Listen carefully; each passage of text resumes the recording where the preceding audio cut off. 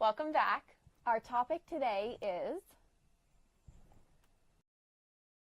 I think it's so important, and I think it's really exciting what we're doing. Yeah. I think to wrap things up, I think the key takeaway, if you guys fast forwarded through any of this, is that we're really open to discussion, and what's really important is that people continue to be open about discussion. Yes. People don't perpetuate these false ideas or self-diagnose themselves on things that they're not really sure about. I understand a lot of people do not have access. A lot of people do not have access to proper health care and mental health care as well. But with platforms like ours, they're more likely to be connected with, I mean, with our follower bases and everything than they would, you know, before our platforms existed, I feel like, you know? Yeah.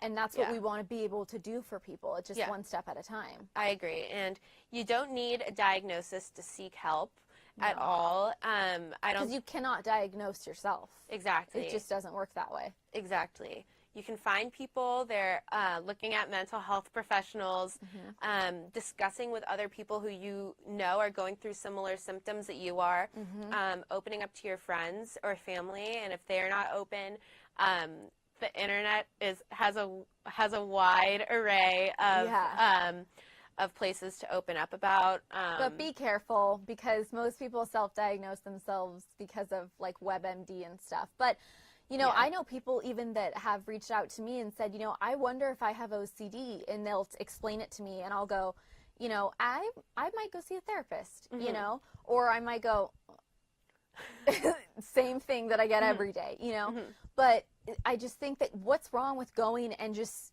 getting it being analyzed, you know? Yeah. What if there's something you can do, like a simple medication of 10 milligrams that can really, truly change things for you and turn things around and make your job easier and your relationship easier? I mean, totally.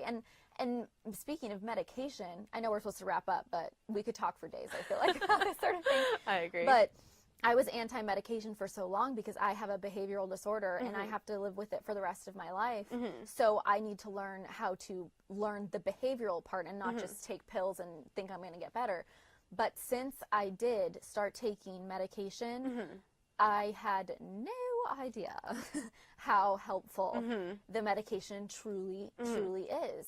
Yeah. And now I'm such a huge advocate of it. And just like it does the slightest thing, and it alters the enhancement in such a new quality of life that I didn't even know existed. Yeah.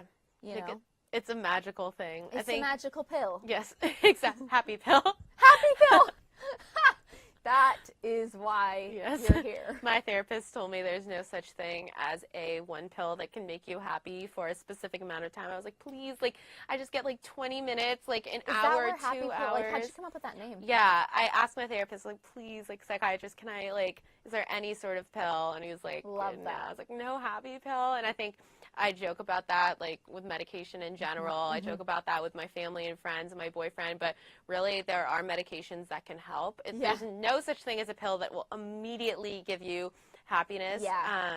Anything that's prescribed. So I think it's important to really seek proper help if you choose to do so. Yes. And have a psychiatrist who can really analyze you and, you know, I've gone through multiple different test trials of different medications and mixing certain ones and figuring out the combination that's right for me to create my happy pill, you know? Yeah. But even though it doesn't exist, but that being the title of your company is just, it's perfect because it's like, do we not all want a happy pill, mental health or not, like mental illness or not? I mean, I know people who don't have anything wrong and they don't have a specific diagnosed disorder, and they go, oh, I need to take my happy pills. I forgot to take them today. And I'm thinking, what pills are you taking if you don't have a diagnosis? Like, you know? I agree. I agree. There's so many different ways to go about it, so many different ways to get help, so many different medications that people take. Yes. And every single person is different. There's not one specific path.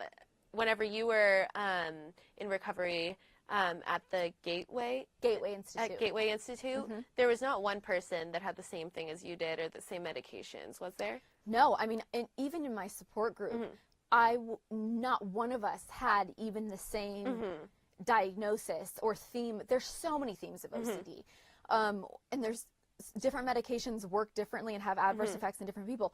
So it's so individualized. That's why self-diagnosing yourself, to me, is just, you're totally wasting your time, you know, and your effort Googling things and everything like that. Like, obviously, initially doing that is great, but yeah, I mean, everyone is that unique. No two disorder or theme of a disorder is the same. Yeah. Even though it might borderline or seem that way. But once you get really educated in this stuff, you start to realize how unique the chemistry behind it all really is, for sure.